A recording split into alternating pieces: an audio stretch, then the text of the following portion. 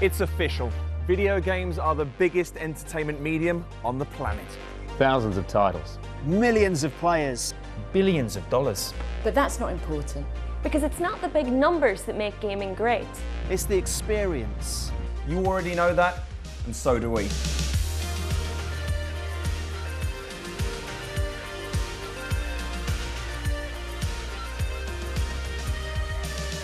This isn't another show just trying to justify gaming. What's there to justify? It's awesome. It is!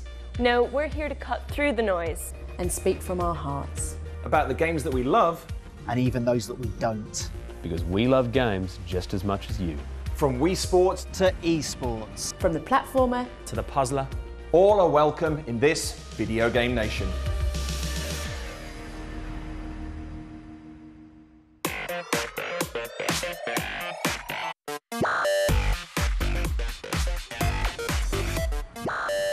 Get comfy, surround yourself with the finest snacks, and switch the phone to aeroplane mode because it's time for the Video Game Nation Top 40 Games of 2014. Now, with both Sony and Microsoft releasing new game slabs at the end of 2013, this was to be the year that heralded mind-blowing new generation jollies and bid a fond farewell to their outmoded predecessors. Only, it didn't quite work out that way. While 2014 has certainly been an excellent year for game fans, there's been very little in the way of outstanding PlayStation 4 or Xbox One exclusives, with almost every game of note also appearing on Xbox 360 and PS3. If anything, they've been trumped by Nintendo's scrappy underdog, the Wii U, which has enjoyed several brilliant exclusives. Sadly, those brilliant exclusives don't include the appalling Sonic Boom Rise of Lyric, which finally proved that yes, you can make a worse Sonic game than 2006's Sonic the Hedgehog. Great work, guys. Joining Sonic Boom in the 2014 Hall of Shame is the grossly misjudged spin-off Yaiba Ninja Gaiden Z, the belated and bloodless Rambo the video game, and Daylight, which promised randomly generated scares but delivered consistently generated yawns. Fortunately, 2014 has also been one of the most diverse and exciting years in gaming yet, with yet another raft of inventive indies sitting alongside unexpectedly great tie-ins and reboots, not to mention a surfeit of quality sequels and remasters. Over the next 2 hours, 2 hours, really? Wow. We'll be counting down our favourite games from 40 to 21, starting with this license for Disney to print even more money.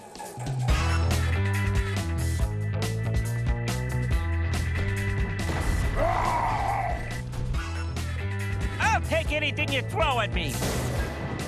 Also, please don't throw things at me.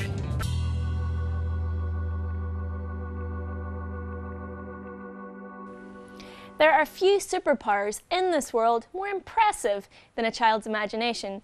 Seriously, as someone who is, to all intents and purposes, creative for a living, all you have to do is to put me in a room with a 7-year-old, some colouring pencils, and some oddly shaped cardboard boxes, and you can be sure I'll suffer an intense but agonising bout of career self-consciousness. I can spend hours, days, weeks even, debating over whether something I've made is good or original or thoughtful enough to share with others. Kids? Pfft, they don't care. As long as they like something and it's fun, then that's all that matters.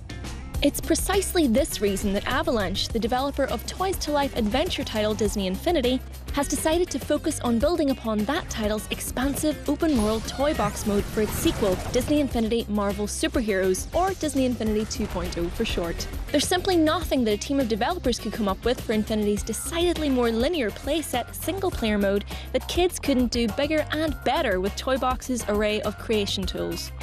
The problem with the original Disney Infinity was that it was a little bit too expansive, which meant that creating or sharing anything, especially as a self-conscious adult like me, was a little bit too daunting. Luckily, many of Infinity 2.0's new tools are built to address that, and you can call upon them to do everything from adding a bit of cosmetic decoration to your cityscape to constructing an entire new level from scratch in the blink of an eye. But aside from a bigger, better toy box, there's another change-up to Disney Infinity 2.0, the addition of Marvel characters and figures. Most of these, mind you, will need to be bought separately to the actual game, but then again, you're free to make your collection as small as you like. Older players may well prefer to head straight for Infinity's more creative modes, but young fans of Spider-Man and the Avengers will, in fairness, likely get a kick out of seeing their heroes interacting during the cutscenes. Disney Infinity 2.0 is also notable for being one of the few next-gen titles to offer split-screen local co-op play, since the mode has kind of died a death with the advent of online multiplayer. Which, if you ask me, makes it pretty important. I mean, how else are kids going to learn to appreciate the sweetness of victory if they can't see the pain of defeat in the eyes of their enemies? I mean, cherished friends. Anyway, taking your favourite parts of two different franchises and smooshing them together has got to be one of the biggest draws for Infinity 2.0. Whoever thought we'd see the day that Spider-Man, Iron Man and Aladdin could fight side by side? And given how many classic childhood series Disney now owns, the possibilities are near endless for Infinity 3.0. So, could Darth Vader, Animal from the Muppets and Indiana Jones team up with Guardians of the Galaxy in the not too distant future? Now that Disney owns everything, obviously the sky's the limit, and it's going to have to be Star Wars to start off with, but not just classic Star Wars. I'm going to see Episode 7 when the movie comes out. Obviously, we're going to have all the toy tie-ins. I don't think there are enough Star Wars figurines in the world, so I'd be thrilled if they brought that to Disney. I would like to see a Police Academy toy set for the next Disney Infinity, because you can have like Mahoney like chasing around the girls, you know, and like Tackleberry with his guns. And the one who does the sounds, I can never remember his name. I mean, I thought long and hard about this, and well, it's tricky, isn't it? But I'd have to say, as a 35-year-old man, I literally couldn't care less. Hang on! So there you have it. Disney Infinity 2.0's story mode may not be all that, but the toy box mode, the real starring attraction, is better than ever. And once you get bored of that, you'll still have the toys and your own imagination. I am Groot. It's okay, boy. It's okay.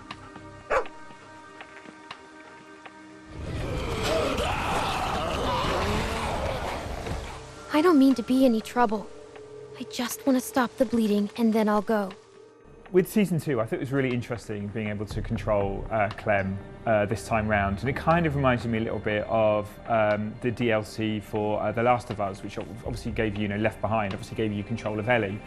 And it's like a really slight thing, but obviously it puts you in a very different place psychologically. You feel different controlling like a really young girl than you would like a sort of big hunk of a man who's used to handling weapons and punching stuff. So it created a whole different feel immediately to Walking Dead 1. And even though in a lot of ways it's very similar, you see a lot of the same kind of decisions that you have to make, a lot of the same sort of puzzles. There is a real kind of, the horror changes, it feels really different. It feels as though you're more vulnerable and the world is a crueler, even crueler place than it was in the first game. All the interaction you have with characters in it, they remember things that you've said to later. It's like real life where people just hold grudges. It's like kind of high school, but a bit more lethal.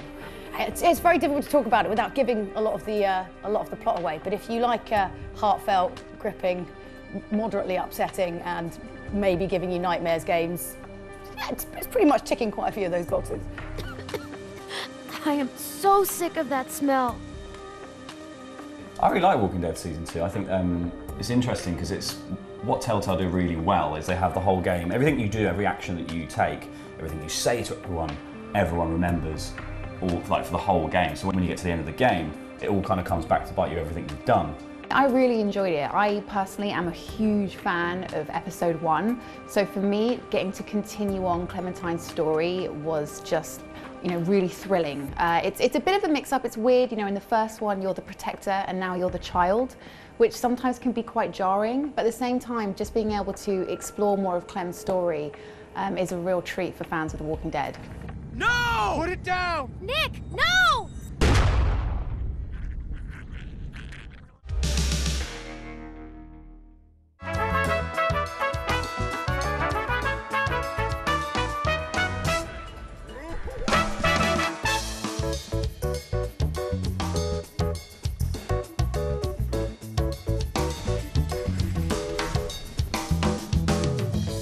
Donkey Kong Country Tropical Freeze is amazing. It's one of the few Nintendo games, well, they do it a lot, but it's one of the Nintendo games where they really captured the essence of what made like the SNES original so fantastic. It's one of those games where every level that you get into, you know it's going to show you something really new and interesting and clever. There's no slog, there's no fat weight, that it's trimmed of all of its fat, and you have something that's really quite distilled and just a perfect platformer. Donkey Kong Country Tropical Freeze is a retro 2D platformer that's like one of the first HD Donkey Kong games that there is, and it's really fun. You know, it introduces some new power-ups and new characters, but it also feels a bit dated. You know, like it's like this great example of what Nintendo used to do on the SNES, but it hasn't really evolved much since then. So, you know, if you really like 2D platformers and you want something that's maybe a little bit more intelligent than even the Mario games, it's definitely a must-play, but it's not the kind of game that you're going to buy a Wii U for. I've loved the kind of Donkey Kong Country Returns, and this is just more of that, but in HD. What's really good about it is that it's properly hard for once. Like, you don't get that with platformers a lot anymore. Like, having something properly challenging, so that every time you get into the kind of groove of it and you get through one of the really tough levels, you feel pretty good. You feel like, yes, I just did that, and that's pretty much it. Is Nintendo just doing exactly what they're supposed to do, though? It's not like they've really gone insane. They've gone, no. Well, Donkey Kong works, so snow? I think having Donkey Kong on the Wii U is just showing us how brilliant this franchise still is. You know, the lush tropical scenery is a treat visually. It looks beautiful, but the great thing about Donkey Kong is it still has that element of difficulty in it. So whereas Mario might not test your gaming skills, Donkey Kong is genuinely very difficult. So it does appeal to the more sort of hardcore gamer out there, while it still has the cute aesthetics for the more casual gamer. It's a great game. It's brutally hard. It is punishingly hard. It's basically Dark Souls with a 2D cartoon monkey. That's right, kids. 2D platformers are officially back from the dead and still proving that moving from left to right isn't just something politicians do when their souls die. And isn't it nice to think that after decades of games becoming increasingly like movies, which is a good thing, and movies becoming increasingly like games, which hasn't worked once, there's still room for DK and his mates to just jump around in a simple cartoon world. Tropical Freeze gave us a neat bunch of huge, colourful levels, co-op play, the ability to control Cranky Kong for the very first time, and a gorgeous soundtrack. Basically all the good things you've come to expect from a Donkey Kong Country game, with a few new tweaks and every weird kid's dream to play as a stick-swinging gorilla who looks Amish and isn't happy about it. It's fun, it's neat, it's in our top 40. Time for a break now. Tweet your thoughts about our VGN Top 40 at #VGN. And hey, isn't it remarkable that 33 years after his debut, Donkey Kong can still muscle his way into a best of the year games list, especially since, like my high school PE teacher trying to present an award at the end of year prize night, everyone knows he's just an ape in a tie. See you in a bit. You are a massive peach, and I read all of this.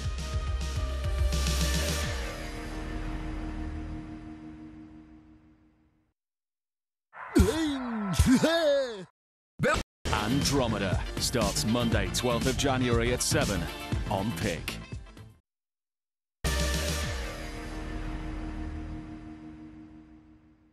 Welcome back to VGN, counting down the top 40 games of 2014. Why are we counting down the top 40 games of 2014, I hear you ask? Well, the answer lies in this very special letter. Dear Video Game Nation, I'm a massive fan of the show. Please do a top 40 games of 2014 or I'll never watch again. Yours truly, the Queen. Well, your Madge, what an honour and a privilege. Hang on, she's done a PS. Please stick FIFA 15 in at number 37 as I prefer it to PES. Oh, your Madge.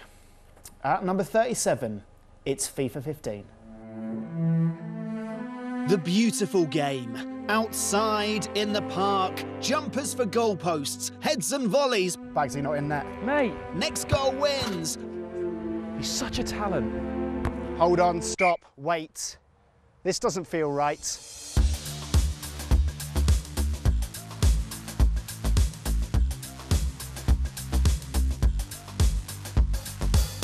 Ah, here we are. That's better. The beautiful game. Pixels for goalposts, shoulder button for finesse, right stick for skills, cries of one more game, one more game. Marvellous.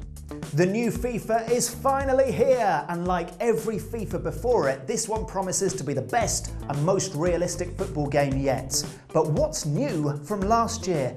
Of course, apart from the updated kits and player transfers and a few new stadiums and commentary from Martin Tyler and Alan Smith might be a bit different, more realistic kneecaps and players' facial hair getting a bit more bushy, tattoos, of course, saying YOLO. As expected, audio and visual tweaks are here by the training ground cardboard box full, and EA boast of 600 new player animations and, get this, emotional intelligence of the players. They get annoyed when they or their teammates make a bad pass or miss the target. They bear grudges against the opposition after bad tackles. It all increases the realism. It's the closest we've got to a TV broadcast of a game. But if, like me, you grew up on the top-down views of sensible soccer and shouting at blocks of text on Championship Manager, these graphical onion layers really don't add much. The key question is, how does it play? It plays a lot like a game of FIFA. Control is responsive. There's still a bit too much reliance on the aerial through ball, but nowhere near as much as FIFA 14, where you just chip the ball over the defenders' heads for an attacker to run onto. That's cheating! In gameplay terms, it's an excellent football sim, but if you're expecting huge strides forward from last year, you'll probably be disappointed. In terms of game modes, everything's still there. Ultimate Team, ready and waiting to take your microtransactions, and career mode as manager or player, and they're still comprehensive and all-absorbing in their own way. Especially when you're handing out a pasting to some kid on the internet, they're always PSG. But as always, there's nothing quite like local multiplayer, because if FIFA's about anything, it's about the trash talking. Oh, I have penetrated your defence. I have read you like a book. I've read you like James and a giant peach. I've read you like an absolute peach. You are a massive peach, and I read all of this. What a pass. No! I wish Eric Cantona kicked you in the face.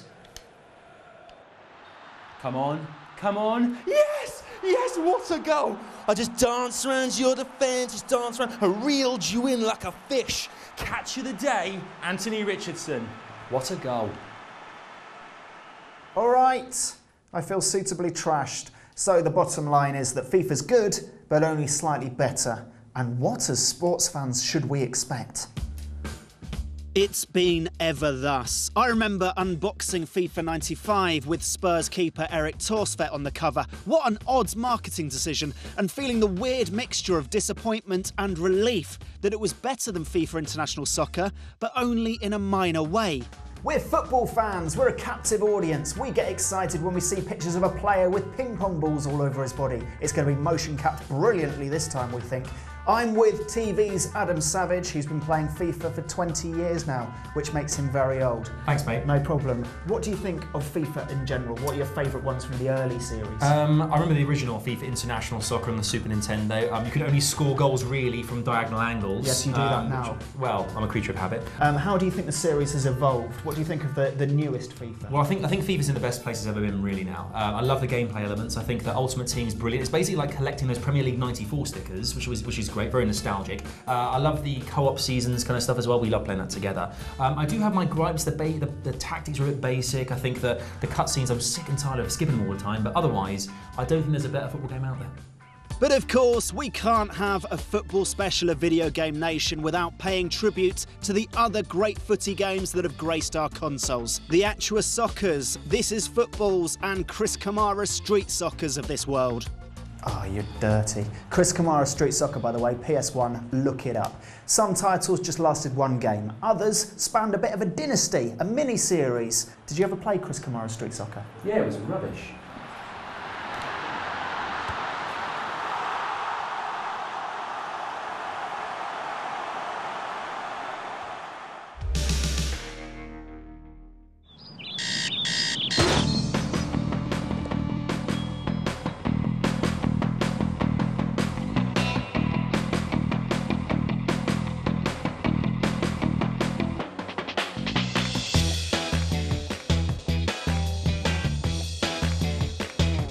So Plants vs Zombies Garden Warfare is taking the sort of tower defense, 2D Plants vs. Zombies characters and ideas, and then just translating them into a kind of online third-person shooter. I genuinely think this is a really lovely game. I would never have bought it. It came free with the PS4 when I bought it. But it's actually a really good game. It's a really nice multiplayer game. And it's death matches you can play with kids. Like if you've got like nieces and nephews or anything like that, you can actually have the sort of fun that you have with Call of Duty, Battlefield, all those sorts of games, but without it being very, macho and aggressive and violent. It's the way they've reinvented it has done so much for the series. It's not the usual top-down tower defense strategy game. Now we're brought into this vibrant, colourful 3D third-person shooter world, and I think it works perfectly for the setting. I think the other thing that's really interesting about Plants vs. Zombies Garden Warfare is that they've managed to somehow take the characters and the essence of what made the original phone games, the PopCap games, so compelling, but they've managed to put them in an entirely different context, and it still works. I'm trying to convince the esports community in the UK to start doing it with kids, because I think it'd just be incredible. Could you imagine that? I might actually win. I mean, Call of Duty, I've got no chance. Plants vs. Zombies, on the other hand, I could seriously destroy a kid on that. Congratulations to Plants vs. Zombies, the game series with the weirdest title that actually makes complete sense. Time for our next game now, and it is the latest instalment in a game series that seeks to prove 1, history is an interesting place filled entirely with death, 2, whenever you jump off the highest thing in the town, there will always be a haystack, and 3, you should listen to what your mother said and stay away from anyone wearing a hoodie. It's Assassin's Creed Unity. Here's what Aoife said. Paris, the city of love, a fashion mecca, a cultural capital of the world, and the home to a surprising number of video games. Modern Warfare 3, Remember Me, Sly Cooper, The Saboteur, yeah, remember that? The city is about to get its most detailed digital recreation yet. But sadly, this won't feature, as the latest game to include France's most famous city is set during the French Revolution, which is almost exactly 100 years before construction of the Eiffel Tower began. So you'll just have to find something else to climb.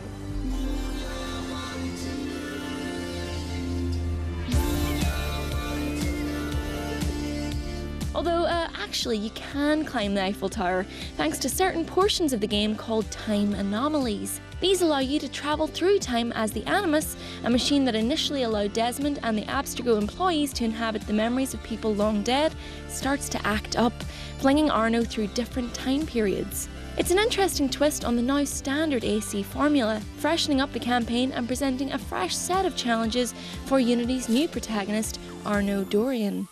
Arno is very much his own character, with his own personal vendettas to address while serving the Brotherhood of Assassins. But you can customise his look to a greater degree than ever before, thanks to the game's new 4-player co-op mode. Unfortunately, this doesn't include changing his gender, which caused a bit of a controversy for Ubisoft when the mode was first announced. I guess we'll just stick to the boring old boy band version of Arno then, but how does he stack up against past series protagonists?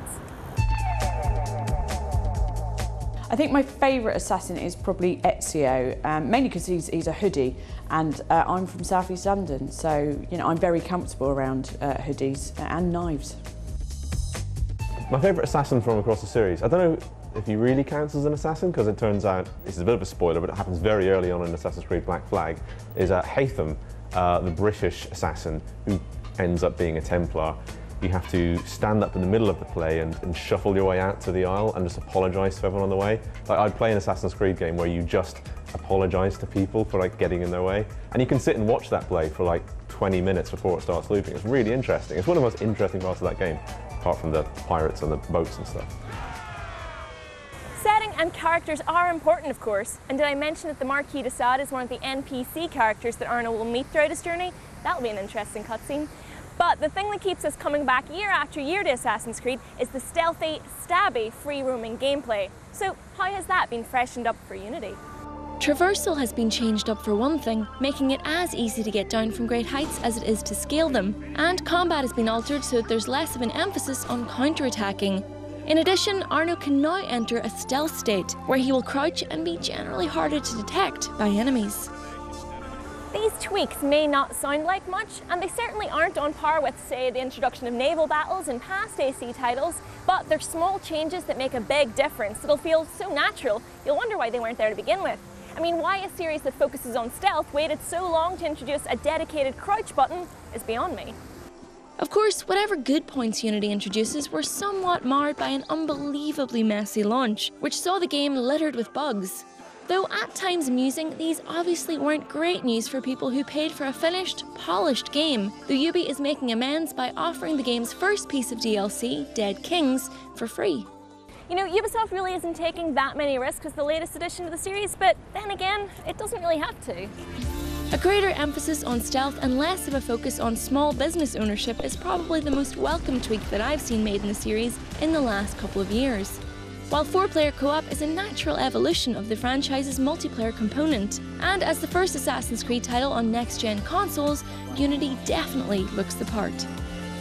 There's nothing here that will persuade you to sign up to the series if you've avoided it up until now, but hey, after 6 titles and multiple spin-offs, what were you expecting? It probably won't be the AC title that people talk about years from now, but as a perfectly serviceable entry to one of the most popular gaming franchises going, Unity kills it. Aoife Wilson there, enjoying the Parisian sights. Meanwhile, the furthest I got to travel this series was Leicester. Yep, certainly no favouritism on this show, no sir.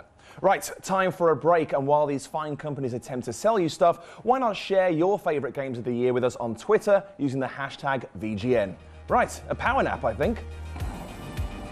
It's just a game about a sort of pixie boy with a girl's name. What's that about?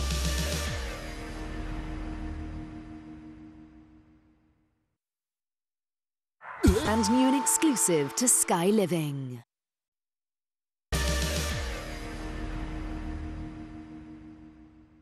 Welcome back, television friend. Hi, Def.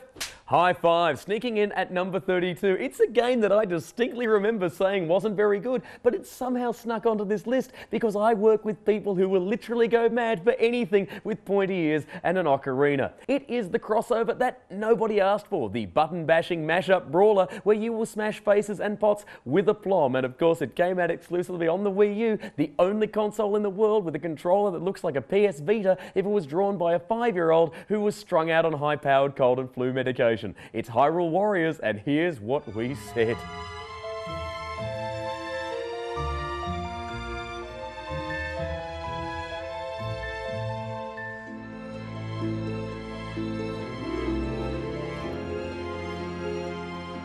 Today we're going to see what happens when two franchises meet, marry, and produce a game that's probably best described as the weirdest kid in the school photo. Does Hyrule Warriors have the best features of both The Legend of Zelda and the Warriors games, or is it the member of the family that everyone's pretty sure was made by the milkman? Let's meet the parents. The Legend of Zelda is one of the most beloved franchises in Nintendo history. Dating back to the 8-bit Famicom, it focuses on exploration, timeless adventure, grappling hooks, treasure chests, and bombs. Link, a series of green-clad warriors and also a contender for the world's prettiest boy, journeys through predicaments that involve a dreaming whale, a falling moon, the inability to play the ocarina, suddenly being right-handed, and whatever the hell it is Tingle's meant to be. Created by legendary games designer Shigeru Miyamoto, Zelda is a 28-year-old piece of gaming folklore with over 67 million copies sold and at least one game on every Nintendo console that wasn't the Virtual Boy. Because there hasn't been a good Virtual Boy since my friend Joanne's imaginary fiancé in grade 9. Ha! Canada! There's no such place. But what makes the Legend of Zelda game so iconic? Here's the panel. Honestly, I don't know. I don't really get Zelda. I don't understand why it's such a big deal. It's just a game about a sort of pixie boy with a girl's name. What's that about? There's an atmosphere and a feeling to Zelda that you don't really get in other RPGs. I think because in many ways it just hasn't changed. Like they have the basic tenets of it. You have a man dressed in green running around to save a princess, but the plot is always sort of vaguely the same. Zelda is kind of like Grand Theft Auto for nice people, except at no point in Zelda will you have to say follow a pixie home, stab him to death and steal his car. With Zelda so well known for its storytelling and iconic fantasy world, by comparison the Warriors series is a stack of beat-em-ups dating back to 1997 in which players can wipe out thousands of enemies at the touch of a button, which, aside from Saints Row 4, is as close as most of you will ever get to being the American president. The Warriors series has the best, most obscure origin of any beat-em-up, but how do you jump from China to Hyrule? Well, that's where we get everything that's good and very, very bad about Hyrule Warriors. The various Legends of Zelda are notably different from each other, with changes of look, map, tasks, characters, whole feel. Tingle. Meanwhile, the Warriors games sometimes add new moves, strategy elements, and many times a new franchise. Barring a few tweaks, the controls and gameplay are the same for the whole series, and they are beyond simple. Just mash the buttons and win. You'll wear out your thumb before your brain knows you were moving your hand. You could be dead except for a twitching finger, and you'd still get through a level. For me, the first game you play in the Warriors series will always be the best. The first time that you knock a soldier into the upper stratosphere, you'll go, wow! But when that's still happening 12 games later, that wow very swiftly becomes, I should probably spend this money on my rent. Of course, Hyrule Warriors is a crossover, so can both games work together? Well, it looks immaculate. There are all the characters and settings you know from Zelda. Some jokes, a loading bar in the shape of 8-bit Link, catchphrases you recognise. Hey, listen! But when it's time to play, you get the Warriors engine, so you're thumping bored, identical villains who barely seem interested in attacking you at all. Still, you do get to play as some pretty famous characters from The Legend of Zelda, and that's fun. I think people are naturally going to want to play as Link at first in these games, but to make Midna a sort of character that you really want to play as, that's going to be challenging. They're going to have to give them some very interesting powers and interesting abilities. Look, I'm sure if you like Zelda, good for you, good luck. And it must be great to be able to play as all these characters who are basically ripped out of Lord of the Rings. I think it's kind of interesting, but it's sort of worrying that, you know, you'd love Nintendo to just start a new world, I think. I'd just like to see a new world, new characters, because they are, you know, this is a company full of geniuses. Couldn't we have found a cool way to have done this in a real Zelda game? The AI doesn't seem to know it's meant to be AI. You're running at the head of an army, but they don't fight. And even the people you're battling, they don't seem to care what's going on either. You could call the first 2 levels of this game Gandhi Pacifist Warriors, and you'd be just about right. Also, messages constantly pop up telling you to stop repetitively hitting the people in this part of the map and go and repetitively hit the people in this other part of the map, because interesting stuff is allegedly happening over there. It's a lazy way to make the player move. It feels like watching a movie where everything good happens off screen and you get a text box saying, oh, sorry, he's stuck in traffic, Godzilla just destroyed Tokyo. It's annoying and could be replaced by, well, anything. Despite all this, it's not the worst game in either series. It's the 3rd worst Legend of Zelda game and the 2nd worst Warriors game, but the attack animations are fun to look at and it's okay to play on handheld. If you've ever played a Legend of Zelda game, you'll love all the references to the series. If you've ever played a Warriors game, you've pretty much played this one. If you're the target audience and you like Zelda but you've never played a Warriors game, Hyrule Warriors will impress you more than it deserves to. Go and grab a mate and have a couple of hours playing the co-op, you'll have a pretty good time. But for the rest of us, stick to the crazy crossover that works, Smash Brothers.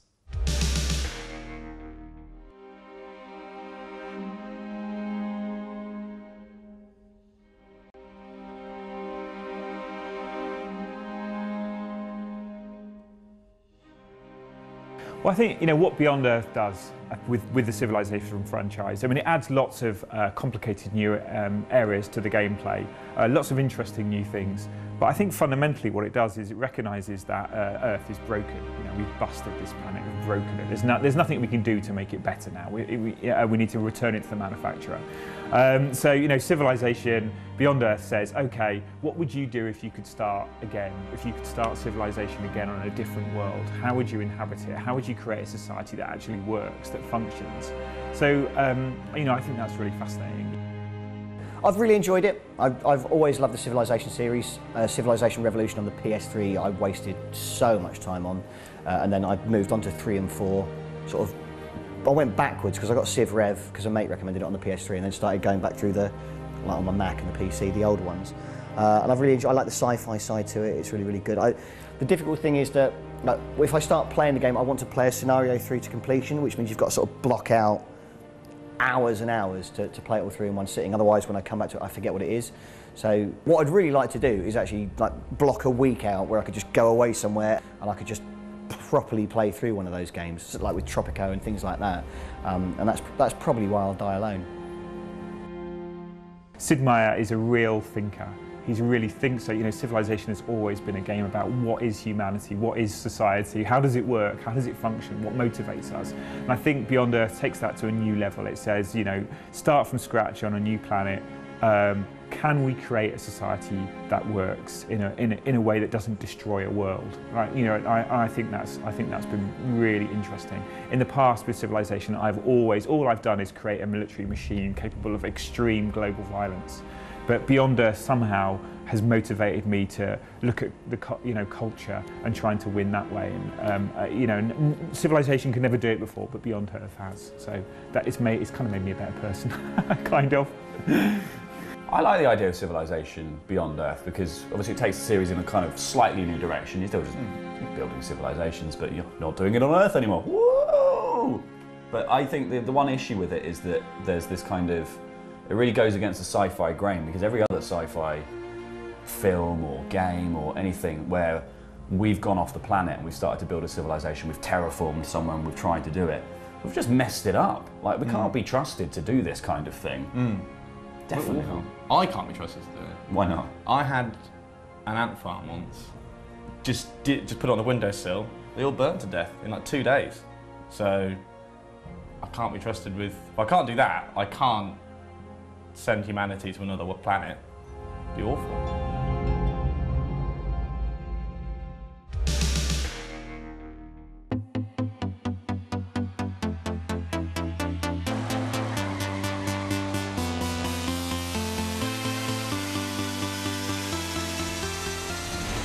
The Crew is Ubisoft's attempt to make an open world driving around racing game. It encompasses all of North America, of the United States of America, and puts you in as part of a crew. And you join this sort of social group. It's Ubisoft's take on Forza Horizon and Test Drive Unlimited and that sort of open world racer. It's a great game if you like racing. It's all about kind of joining online with like your friends, that kind of thing. Didn't quite kind of hit the mark, I think, for a lot of people, but car racing games tend to be a bit kind of amazingly great or crushingly disappointing. I don't really think there's actually a middle ground anywhere. I haven't seen it yet.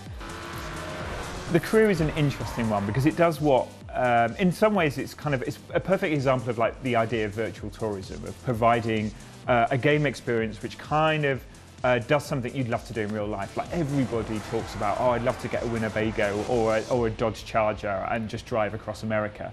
But the reality of that is it's incredibly expensive. It's going to be weeks of just driving through endless prairies and and cornfields.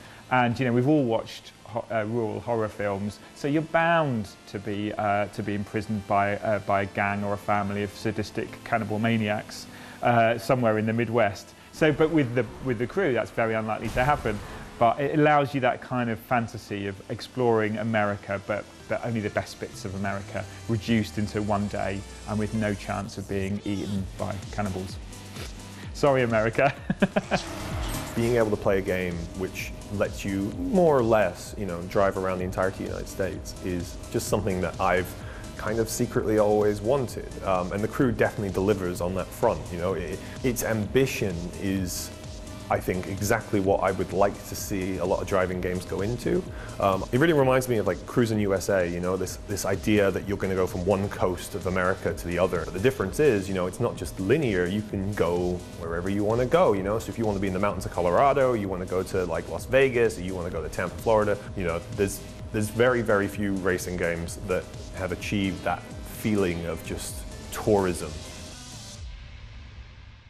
The Crew, taking advantage of the fact that we're all new to next-gen consoles and will play basically anything. It's been a fabulous year. But don't go away, because there's plenty more to come. And why would you go away when we've only got to number 32? That's like leaving the cinema before the trailers have even finished. I'd question your judgment wholeheartedly. Coming up, it's the 20s. We've got some indie games punching well above their weight and some AAAs that will be as happy with their ranking as an audience coming out of Dumb and Dumber 2. Why did I think that would be good? Jim Carrey's not the one who's dumb or dumberer, it's me! Join us after the break for the rest of the chart and let us know what you have to say by going on the little Twittery thing and doing an italic noughts and crosses board sign and then put VGN after it. That makes it go viral. See you after the break. Blimmin' Carrey. That doesn't happen in the game. That's the reason I bought it. I wanted a flapping trench coat.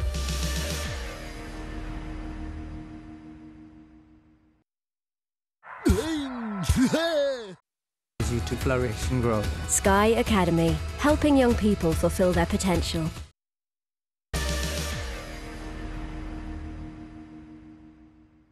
Hello you, and you, and you, you're the best. You're watching Video Game Nation's top 40 games of 2014, and if you've just joined us, you have missed some crackers, but I'm afraid there's no time to see them again. We're on to number 31, time waits for no man. What's that? We have to recap them again. For the people that have unbelievable, it's your fault. Here's 40 to 32, because you were late.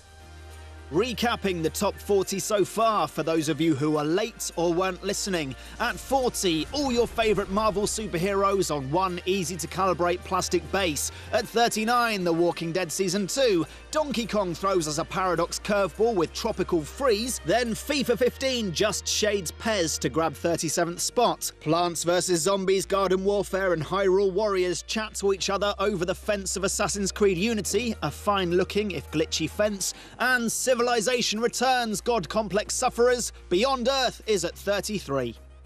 And that leads us neatly to The Crew at number 32. Now, one of the biggest talking points of 2014 was the futuristic hackathon Watch Dogs. The hype was bloomin' tremendous, and did it live up to it? Well, it was at number 31 in our chart, so clearly not. But I bloomin' loved it, and here I am earlier on in the year telling you why.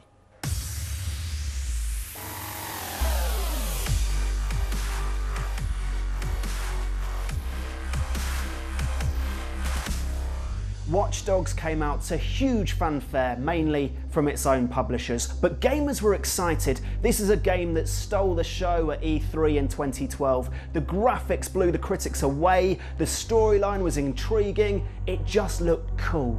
Alright, so it didn't live up to everyone's expectations, but I loved it, and I'm going to tell you why. You might disagree. You might tackle me in the street and call me an idiot, and you'd have every right to do that. Because one thing's for sure, this is a game that divided opinion. The main character looks like an idiot. People don't go around dressed like that. It's really strange. Whether it's actually a critique on modern privacy issues, I'm not sure it's really lived up to the hype. What I loved about Watch Dogs to begin with was that, you know, video games should kind of explore real-world themes, I think. I think it's really important for video games, just like movies and literature, to sort of engage with the real world and ask questions about the real world. And whether or not the game kind of lived up to it is kind of up to individual players. But that concept of games interrogating reality, I think, is really important. Really, it's just another game about driving around and blowing stuff up. But you have got a really cool phone. Ubisoft's sprawling hack-em-up is a huge game in a giant living open world. It has an absorbing storyline and some rather neat tricks. You're encouraged to use stealth and technical wizardry as opposed to mere gunfire, kind of like a thinking man's GTA. The city is dynamic and varied and interesting. There's a wealth of side missions, mini-games and these things called digital trips, one of which has you rampaging around the city as a giant spider, destroying everything. But best of all is the multiplayer option, where you invade other people's games and try and hack them without them realising you're an actual human player. Profiling people, hiding behind cars, hot-footing it into the night once you got the job done is one of the most fun experiences I've ever had in an open world game. It's very much like Assassin's Creed. In fact, Ubisoft try and do that a lot, don't they?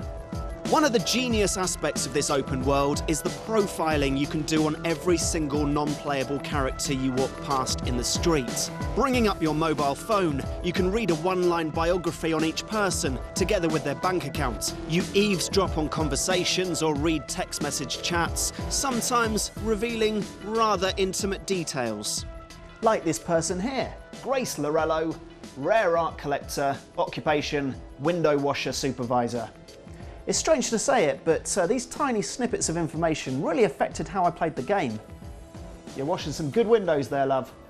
I was more likely to kill a guard whose bio I didn't like than one whose life summary I felt a little bit sorry for. And that is a very curious thing. A game that critiques our prejudging of someone based on a cue card summing up their entire life is quite the social comment. And the hacking apparently wasn't to Dan's liking, as I'm sure he'll tell you later on in the show. But I wouldn't listen to him. He's got very shifty eyes.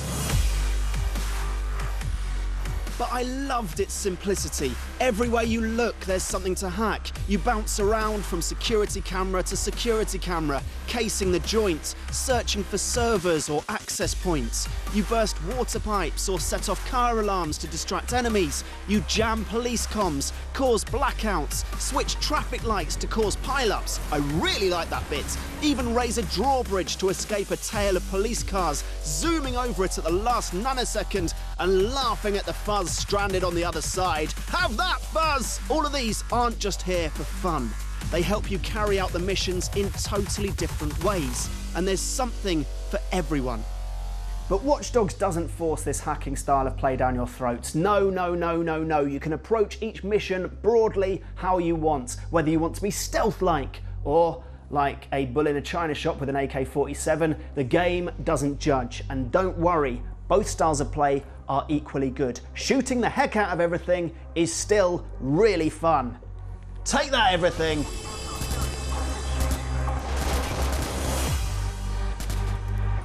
Alright, back to that massive elephant in the room, that humongous pachyderm, the hype. Old trumpety hype. Yes, at E3 in 2012, the game stole the show, the critics were blown away by the graphics, yada yada yada yada. When it came out, those graphics were a bit downgraded, and people were, shall we say, a tad annoyed. I don't think the game was as good as it looked back at E3 2012. When you look at that demo, there's a whole lot of stuff happening in it that just doesn't happen in the final game. What I really liked about the E3 demo, this is really strange, but it was when Aiden walks past an alleyway, there's a little gust of wind sort of blows his trench coat up. And I thought, brilliant, they've simulated wind in this game. And I'm a massive nerd, and I love simulations. It's like, I want to walk around and just have my trench coat flapping everywhere in the wind. But it doesn't happen in the game. That's the reason I bought it. I wanted a flapping trench coat. The trench coat just doesn't flap. It flaps a little bit, but not enough. We were kind of sort of promised the video game adaptation of 1984, it feels like. And we sort of got the video game adaptation of The Net, as in the film with Sandra Bullock. So yeah, it's a bit disappointing. Okay, so Watch Dogs had a lot to live up to. The hype machine had revved up to 11. When the game was released, it felt that you were never more than 5 meters away from a blooming great billboard of it. But you know what? Cut it some slack. This game isn't the only thing that struggled to live up to its press. Games. Final Fantasy XIII, Duke Nukem Forever, Aliens, Colonial Marines, other stuff, Cherry Fanta, Spain at the 2014 World Cup, Johnny Depp films post-Rango. All right, this is a difficult one to argue. I too was a little bit disappointed. But you know what? I still love it. I could say, oh no, Watch Dogs didn't live up to the hype. Oh, this was the game that was supposed to herald in the next generation of consoles. But you know what? The reality is, I'm having too much fun to care. Oh, a basketball season pass holder. Good for you, sir.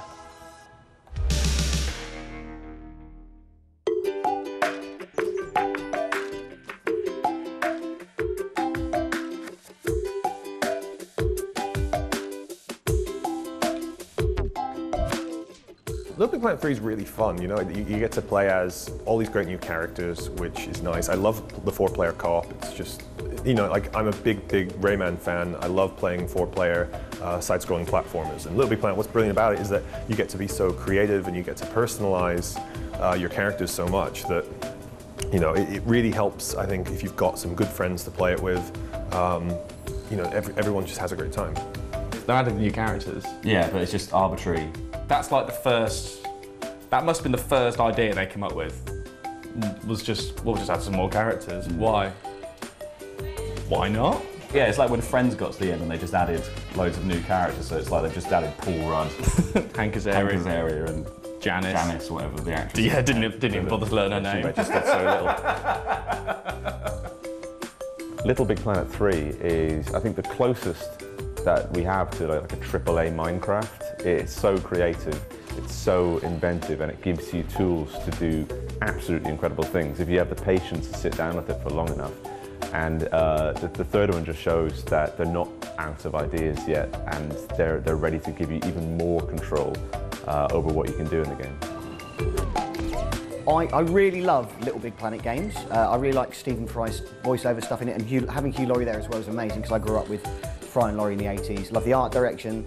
I love platforming games, so I love it. But I sort of have a love-hate relationship with Little Big Planet because I like 100%ing platforming games, and I can never get a couple of the bubbles. You've got to find a mate to play with to do the co-op stuff. And all the games that like if I ever try to design a level, they're dreadful. So I always end up buying it because I want to love it and I like that sort of thing, but always end up frustrated. But yeah, I still buy them. I mean, I'm an idiot.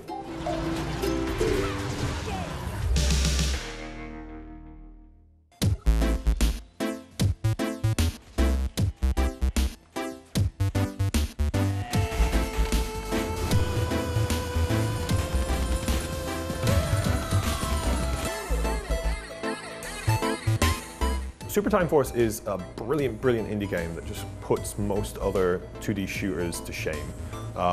Basically, the premise of it is that you are able to, at any point, rewind time. But when you rewind time, the version of yourself that already went through the level still goes through the level and still shoots and kills and does everything that it did.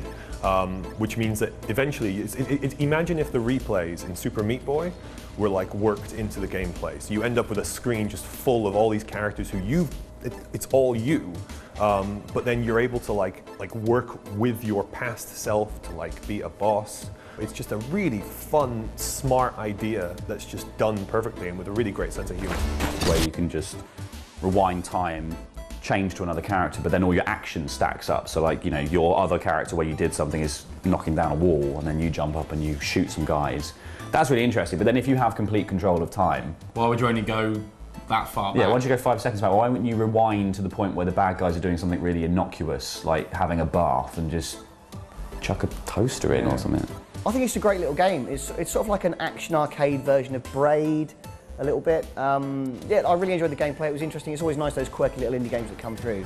A bit of fun, but I think my favourite thing about it is, you know, when you pause and rewind, and you get the little sort of glitching of the red, green, blue down the side, like you're rewinding on an old VHS cassette on an old telly, which no one watching this under 25 will have a clue what I'm talking about, but it made me smile like an idiot while I was playing it. Like I said before, 2D is back, baby. Super Time Force is an eye-searing, brain-scorching miasma of colour, light, sound, weapons, and fun. Think of Braid, strip away all of the moodiness, take away all of the plot, add in a billion weapons, and ramp up the time travel mechanics 1000%. The whole thing looks like a late-night music video and has no respect for the laws of space and time. It's magnificent. Break time now, so head over to Twitter, tweet at us at #VGN, let us know how the top 40 is going. And folks, you are about to experience some commercials, or as you'll know at time travel, just going forwards and really slowly. Resogun on a sausage. Is that what you got? Yeah.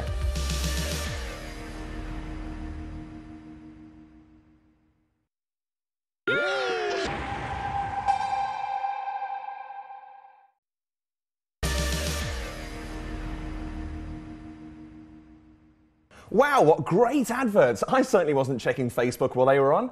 Right, let's take a look at some of your suggestions for the year's best games, shall we? Right. No. No. No. Oh, wrong. Also wrong. Do keep them coming in, though.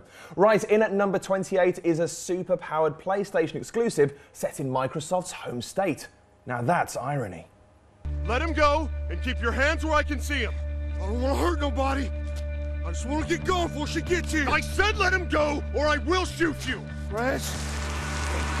I said I don't want to hurt nobody.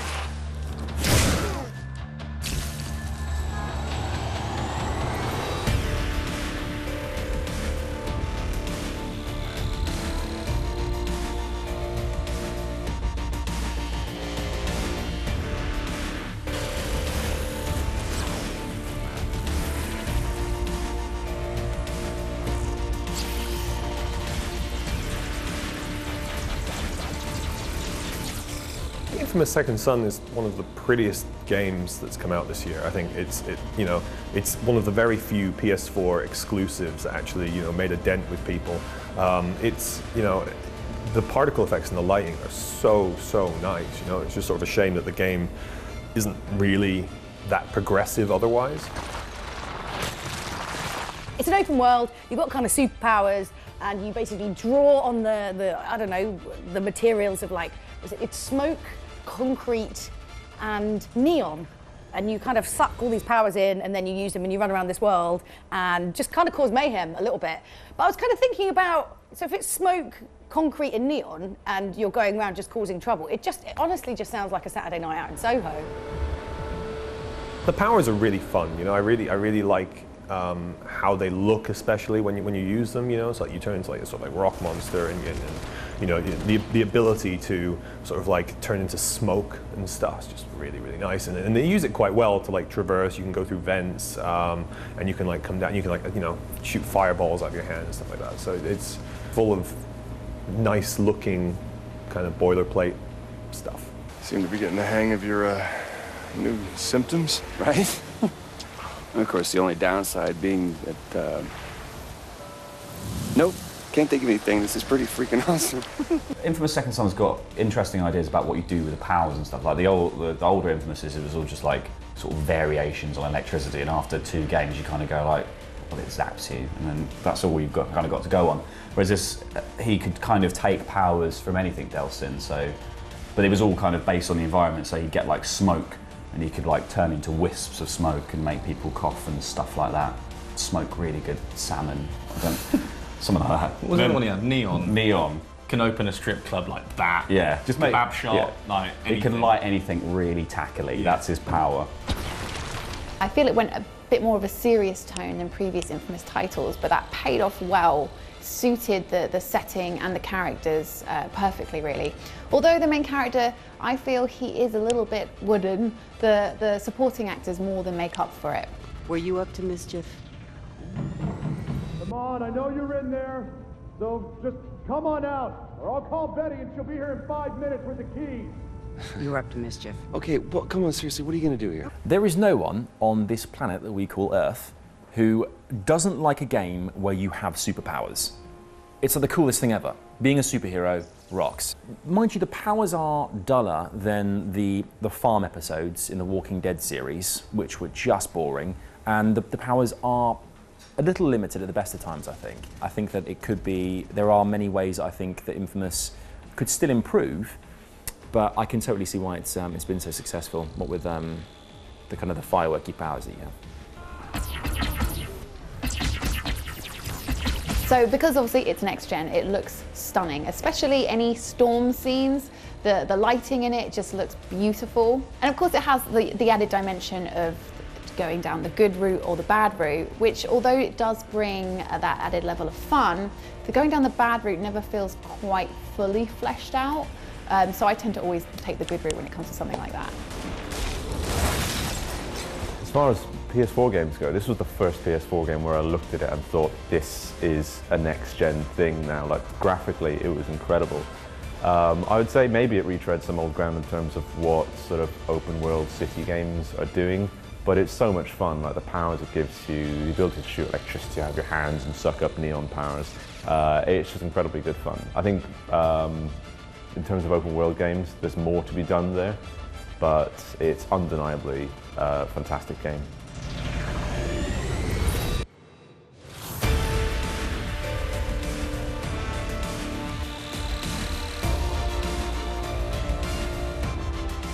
Infamous Second Son, it's good. It's a good game. It's definitely the best game in the Infamous series, but it's like, it's good in the same way that like a flannel is good, because like, you can get a good flannel. You'd be like, how's your new flannel? It's really good. You don't sound that excited about your flannel. No, I am. It's a good flannel. It's the best flannel I've ever had, but it's still a flannel. So you can't get that excited about it. That's what Infamous Second Son is. You are not in control.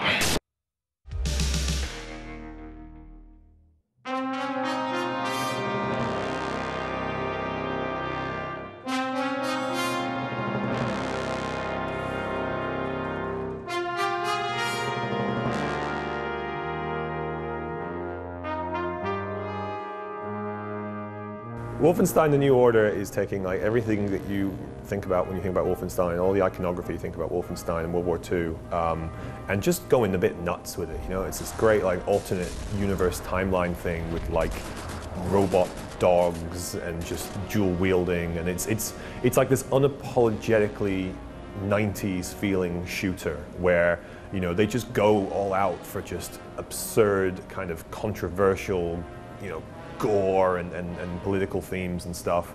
And it's big dumb fun. Well, I think they've added some more modern elements to it, which have sort of brought it into our era and fleshed it out a lot more.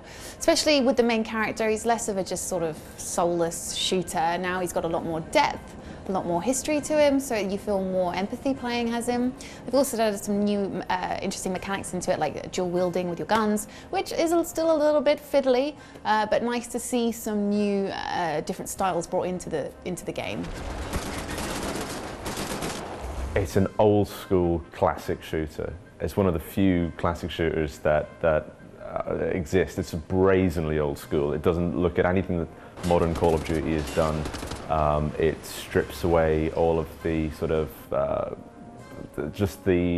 all the trappings of sort of modern shooters and goes back to you with big guns killing an endless army of soldiers.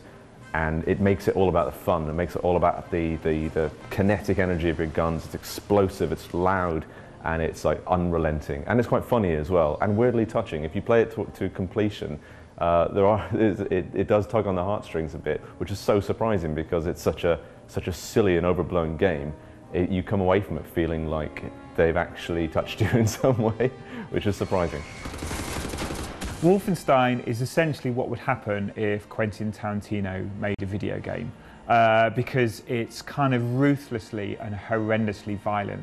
It's ridiculous, but it's also, there's a semblance in it underneath everything of kind of meaning and emotion.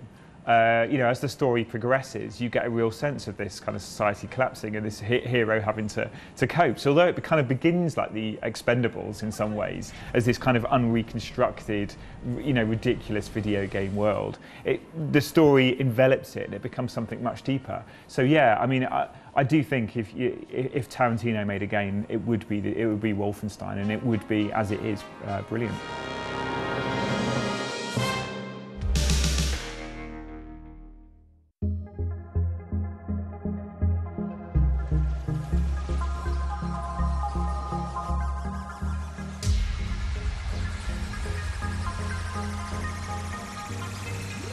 So Geometry Wars 3 is a game that I didn't think we'd ever really see. So the original creator of it, Czar Creations, they were shut down by Activision in 2011.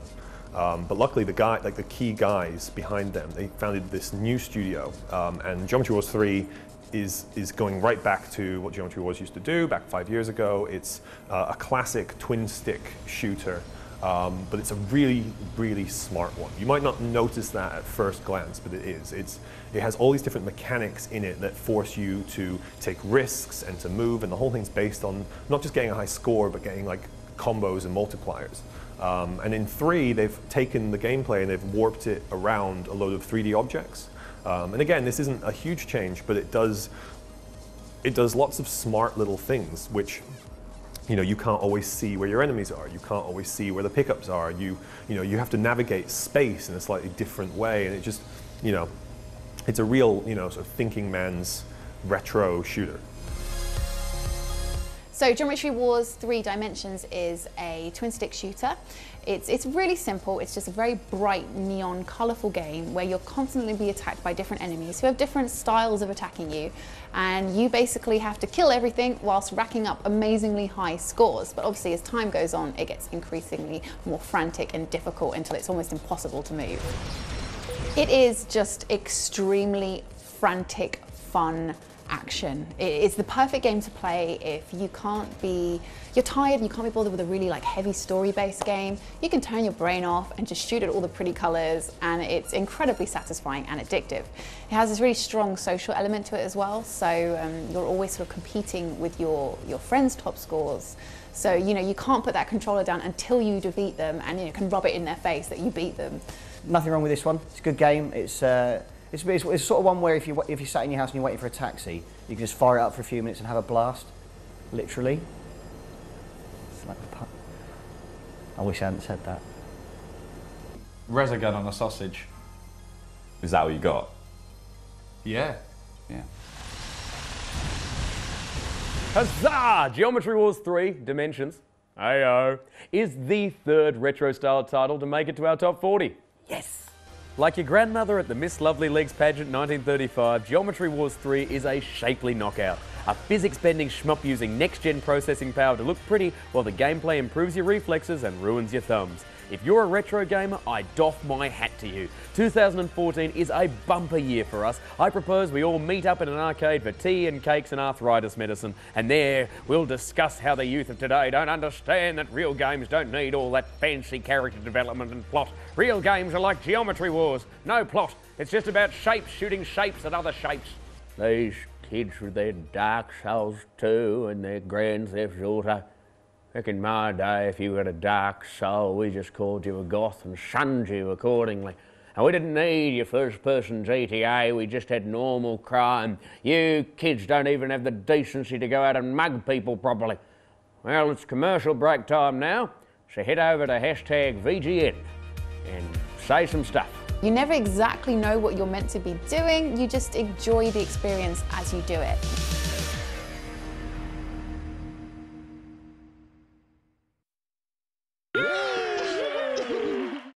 Off to a great start. In 2015, it's all about movies.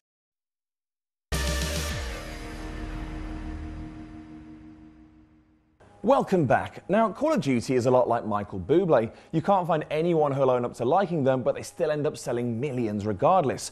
However, unlike Mickey Bubbles, Call of Duty has been under a lot of pressure to reinvent itself for years now, and with a new installment receiving a new developer and a near-future setting, it looks as though that time had finally come.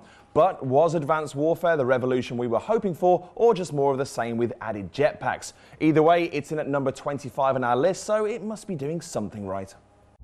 Ideas don't determine who's right. Power determines who's right. And I have the power, so I'm right.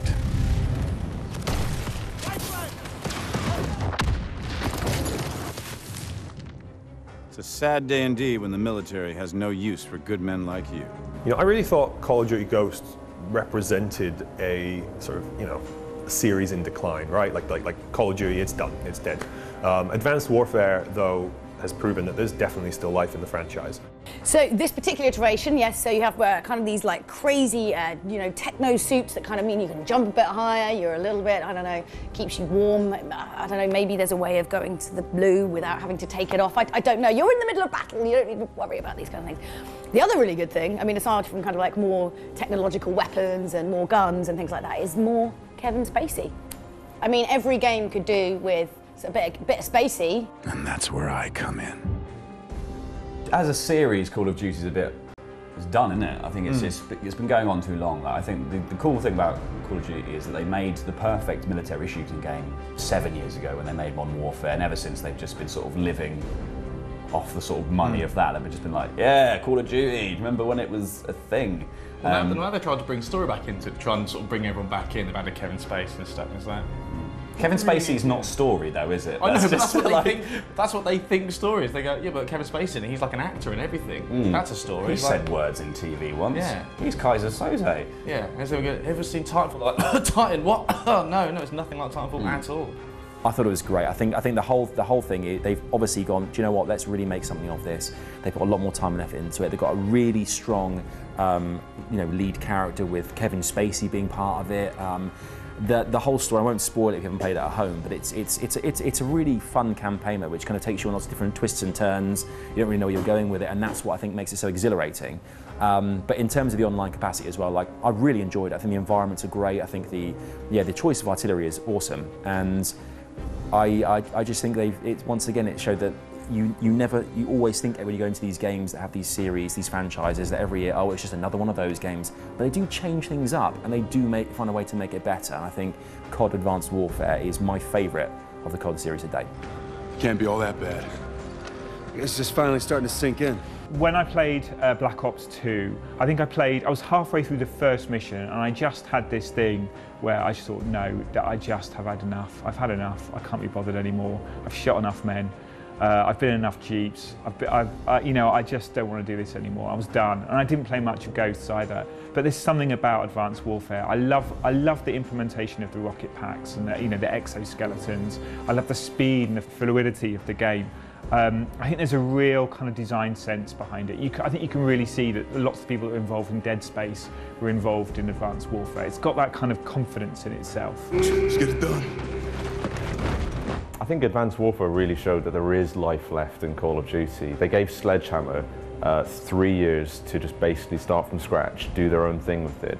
They gave them a blank check to just reinvent this series and make it something interesting again. And they did it mostly by adding a super jump button, which is, many people will say it's the main difference between Advanced Warfare and the previous games. But you have this exosuit now and you can do more powerful moves and you can punch people into the sky. That's really good fun. And now you have Kevin Spacey who pops up in the corner of the screen and tells you to do things. So for those two reasons, I think they spent that blank check quite well.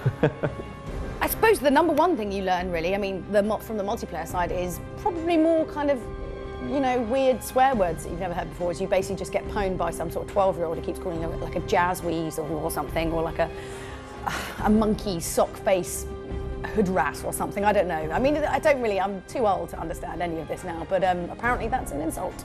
But the reason they keep making Call of Duty, obviously, is because so many people play the multiplayer. Like, it's a sport. It's not. So, like, when they actually do bring out new Call of Duty, and especially with this one where they've added the exoskeleton things, it's changed the mechanics of the way that you play it to the point where it's like changing what shape the ball is. It's like going from basketball to slam ball. Yeah, exactly. And Which is like, such a shame they didn't catch on. Yeah. I'm so annoyed they didn't catch on. In a lot of ways, it's similar to other games. It's pulled in a lot of stuff from Crysis, but it just, you know, the agility and the emphasis on movement in the game has suddenly just transformed it and turned it on its head, in my opinion. Like, you know, it's still COD. You know, it might have Kevin Spacey in the story and all this stuff, but it's still COD. The problems anyone has with COD, they will still have with this one. And in that sense, it's maybe a little disappointing when you finally play it. But yeah, I've got to give Activision credit where it's due, and you know, they've turned it around and made it one of the best shooters of the year.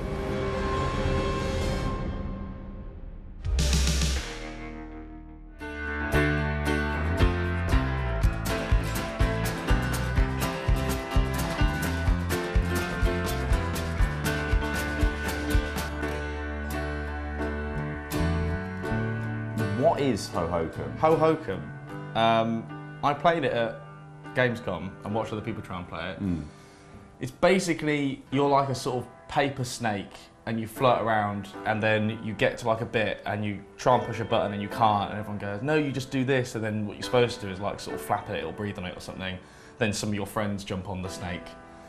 And then there's an elephant and a windmill and you sort of go around it, and as you connect up again, some of your friends fall off if you do that, but you don't die because then you get other friends. Did you dream this? I don't know. I watched people play it and they were all just like going, I don't know what's happening! It sounds beautifully whimsical, but it sounds like it makes no sense whatsoever. And there's an objective to it. You're trying to find like all of your other rainbow snake friends, and they've all either been like hidden or trapped or something. Usually it's funny. What is Ho-Hokum? I think that's one of those questions that will never really be sufficiently answered. What Ho-Hokum is further proof that Sony is willing to back these weird projects. It somehow kind of understands that not every game has to have guns and has to have leveling up. So Ho-Hokum is incredibly difficult to describe in what it really is. You play this sort of wiggly worm who collects people and drops them off and travels between different worlds, and it's incredibly difficult to describe the actual storyline of it because there isn't really one. You know, you never exactly know what you're meant to be doing, you just enjoy the experience as you do it. It's full of these just really engaging and fun, like just little things that you interact with. You know, you just like, you know, making flowers blossom, or maybe you're putting like people on a roller coaster, or, you know, it's just really relaxing and it's really fun, and it's a little bit like Fez, but a little bit more chilled out. It's like Trumpton meets a Pink Floyd album in some ways, because it's just all about you experiencing a world and a set of kind of processes, and not wanting to get anything out of it apart from the pure pleasure of being there. I don't get it. I don't get Ho-Ho-Come. I really wanted to like it because I like Flow and Flower. Like Flower, I really quite got into from that game company, but I can't understand Ho-Ho-Come because I don't think there is a point to it. I think they say that it's meant to be relaxing, but like I struggle to justify the time I find to play computer games anyway without feeling guilty. And all I can think about if I'm playing Ho-Ho-Come is that I should be washing my car.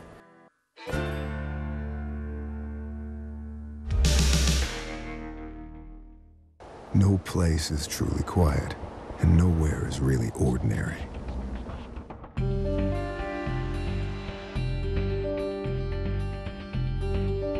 I really enjoyed The Vanishing of Ethan Carter. It was slow-paced, it wasn't action-based, it was set in a stunningly beautiful environment. And it's just nice to be able to absorb a world and enjoy a world at your own pace, rather than being chased through it by monsters or anything like that. You can stop and you can investigate, and you can just really soak in the beauty of this world they've created. An absolutely immaculately detailed world. It's not like anything else I've played. It's a really beautiful game. It's a very engaging story. It's another one of those little surprises that it wasn't really on my radar, but I ended up really enjoying it. I think it was nice because my wife, she's not really a gamer. A couple of my friends aren't either, but they sometimes come around and hang out, and it was quite nice to have a game like that they can watch you play and sort of join in and play along and engage with it. It's sort of like a gateway drug for people who think games are for kids. Vanishing of Ethan Carter, for me, is one of those games that I'm generally a console gamer. This game, I was like, nah, it's got to be done. Got to be getting some PC action because it just looked really, really cool. Basically, you kind of get this letter from this kid called Ethan Carter, and it's filled with kind of intrigue, and you basically go looking for him because he's vanished. It's fairly self-explanatory if you read the title, and you're kind of like wandering around this town and finding clues. You're sort of in this forest. There were a lot of kind of notes that remind me a lot of Alan Wake. If anyone played that, there was a lot of that kind of in there.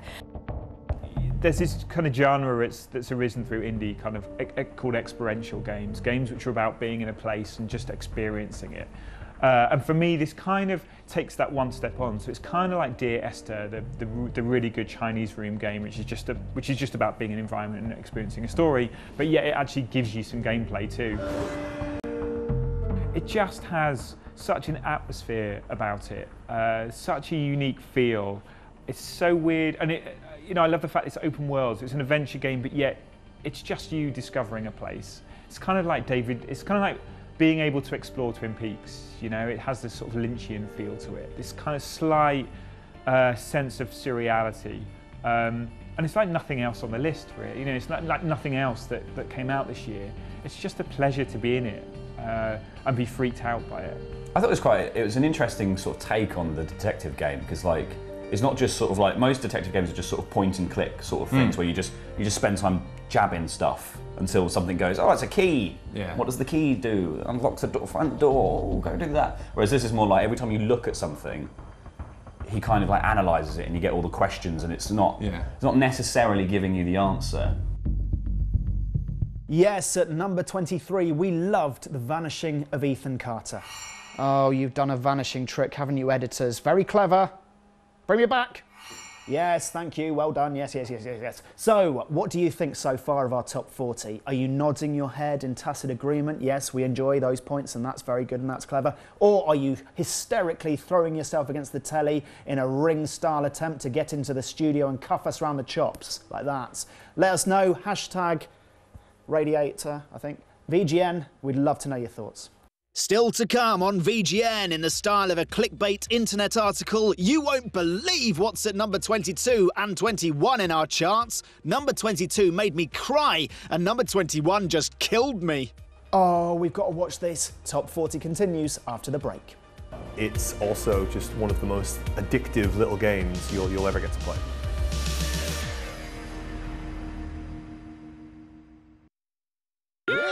Brand new and exclusive to Sky Living.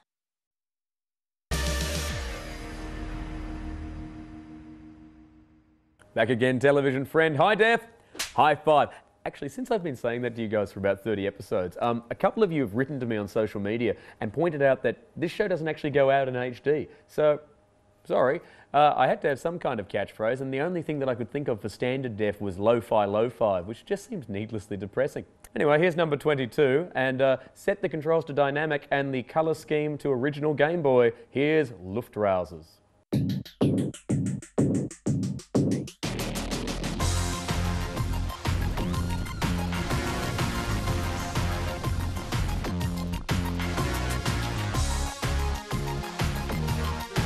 So Luftrausers is an arcade-style shoot-'em-up in which you control a single plane, which is just massively overpowered. You're shooting down wave after wave of enemy pilots, enemy boats, enemy submarines. It's bullet hell. It's you spin, you do backflip through the sky, you fire off missiles. It's hectic, it's unending, and just insane.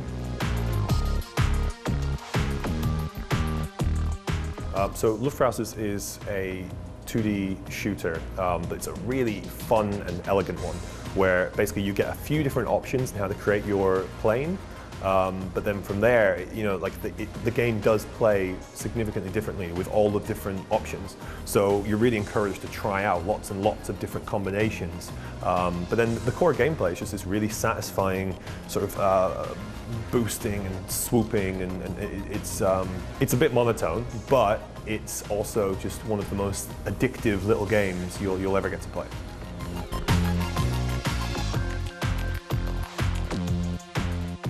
I absolutely loved it. It was it set you challenges with each new gun that you had. So you can customize your plane as well. So you can change the chassis, the engine, and the weapon that you have. And depending on which one you chose, it'll set you a new challenge based on it. So if you have like the laser, it would say, oh, kill 20 enemies without letting go of the trigger. So by swapping around all the parts of your plane, not only were you getting a different sort of game experience, you're also being set these new challenges, and it really sort of pushed you to test the limits of what you can do with your plane.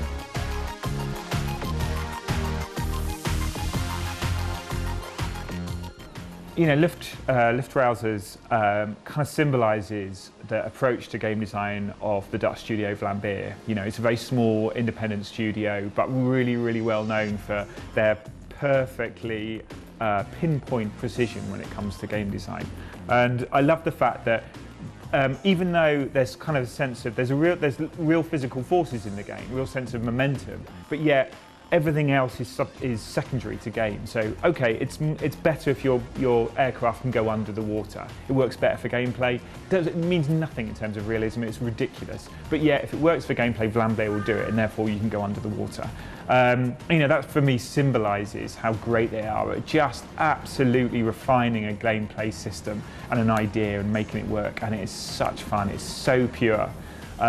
It's kind of the best of early video game design. You know, it's kind of Eugene Jarvis style genius, really, the creative defender. Everything is subordinate to the gameplay. You know, and we're lucky, I think, that people are still making games like that.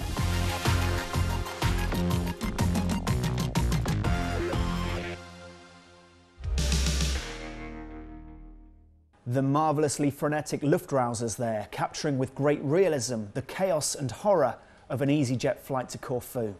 We're at 21 in our list now, the headline act of part 1. But let's relive that magical journey so far. Disney Infinity 2.0 crawled into number 40 on our list before sitting in the corner and weeping. Then at 39, The Walking Dead, a brilliant game made even more brilliant with the fact that Season 3 is just around the corner. Hooray! Donkey Kong Tropical Freeze was at 38, followed by FIFA 15. Then Plants vs. Zombies grew up big time with Garden Warfare. Assassin's Creed Unity was 35, Hyrule Warriors 34, Civilization Beyond Earth nabbed 33rd spot, and we had The Crew at 32. That rhymes! years. The divisive Watch Dogs and Little Big Planet 3 rounded up the 30s, then side-scrolling shootery with Super Time Force and the amazing-looking infamous Second Son. Wolfenstein The New Order was at 27, whilst the plays, much better than its title, Geometry Wars 3 Dimensions, hit 26. Kevin Spacey will be gutted. His Call of Duty game, which he designed himself, by the way, wasn't even as good as Hohokum, which is about as different from a COD game as you can possibly get. Then The Vanishing of Ethan Carter, then Luftrausers, and now, and now, and now! And now, one of the most terrifying games of 2014. Named Psycho Break in Japan, but changed in the West because we've already got a Psycho Break. It's called Butlins. This is The Evil Within.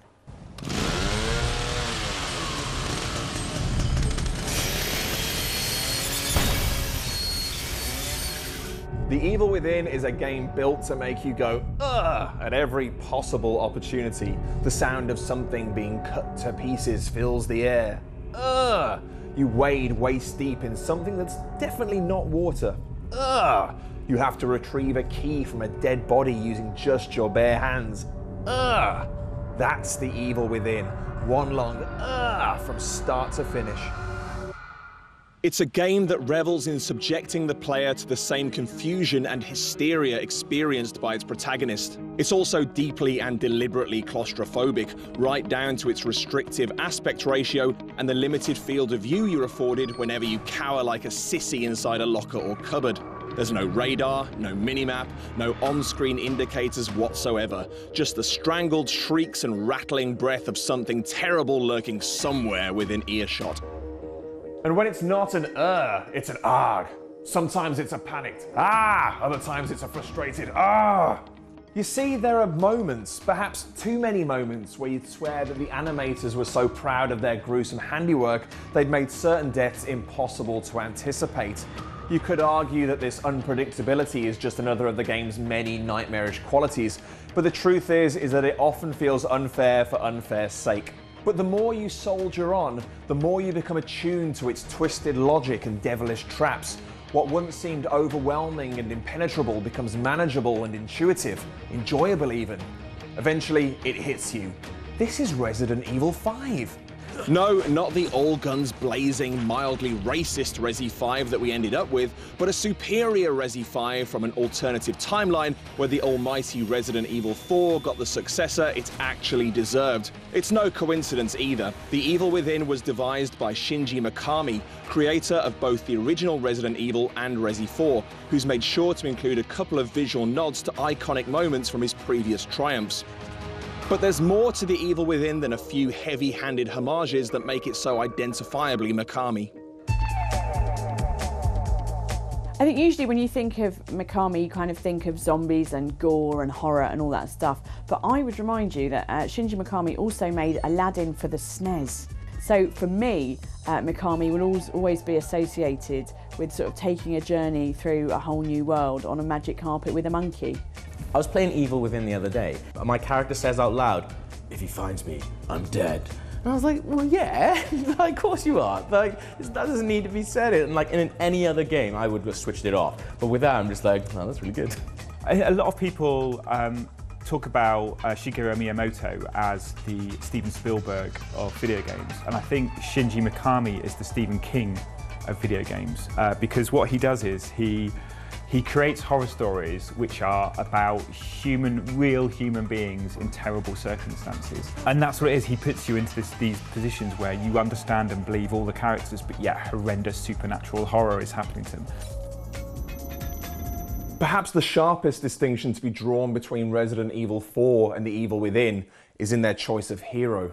With Resi 4, we had Leon Kennedy, a rookie cop turned gung-ho special agent who thought nothing of somersaulting through a second-story window or performing German suplexes on parasite-infected villages. The Evil Within keeps things a little more grounded, with troubled detective Sebastian Castellanos, who gets out of breath after jogging for 3 seconds, aims a pistol like he's on his 4th pint, and thinks nothing of crawling under a bed to avoid a fight. Castellanos probably shares more in common with Joel from The Last of Us, albeit without the freakishly amazing sense of hearing. Like Joel, he's not averse to sneaking around if it means saving a few bullets. He also shares the bearded anti-hero's ingenuity, as demonstrated by his ability to disarm traps and use the spare parts as ammo for the suitably named Agony crossbow. It's just a pity that the similarities with The Last of Us start and end there. The Evil Within's plot bumps the action along from location to location like a theme park ride, with a supporting cast of non-entities who conveniently drop in and out to blurt out cryptic dialogue. The menace is here. Settle down. Castellanos is also weirdly unfazed by the insane, horrifying events he's exposed to, reacting to scenes that would scar most people for life with such detached exasperation you'd think he'd realise he'd just run out of tea bags. Unfortunately, it's more disappointing proof that Japanese story-driven games are seriously lagging behind their Western counterparts. I don't think Japanese storytelling has fallen behind the West at all. I just think they do things a very, very different way. You know, in the West, really, they've gone more towards movies. And like, you know, you see like David S. Goyer writing Call of Duty and things like that. Like, they've gone Hollywood style, whereas Japanese have sort of kept their sort of weirdness and their sort of like really like, you know, originality as well. And I don't think they've fallen behind at all. Moreover, I would say Japanese developers, they put the story on the back burner and they put the gameplay first, which is something that Western developers maybe flip around from time to time. I think you'd be hard-pressed to actually say for sure that that kind of storytelling is falling behind per se. I think that's a little bit subjective. But the kind of storytelling that we are drawn towards, perhaps, like Last of Us style storytelling, I think emulates Western Hollywood-type conventions. As I say though, The Evil Within is an unapologetic theme park ride full of screams, twists and cheap thrills. If, like Castellanos, you don't worry too much about the hows and whys and just go with the ers, you'll have a much better time.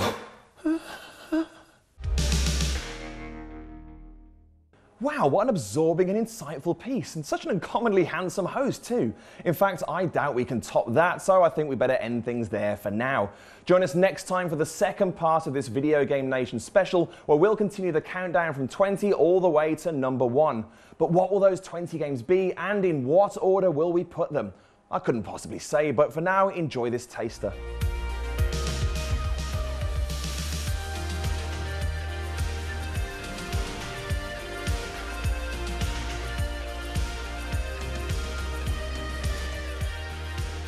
In the meantime, keep sharing your favourite games of the year with us on Twitter using the hashtag VGN, and don't forget to visit the Video Game Nation Facebook page too, because that's also quite good. Bye for now.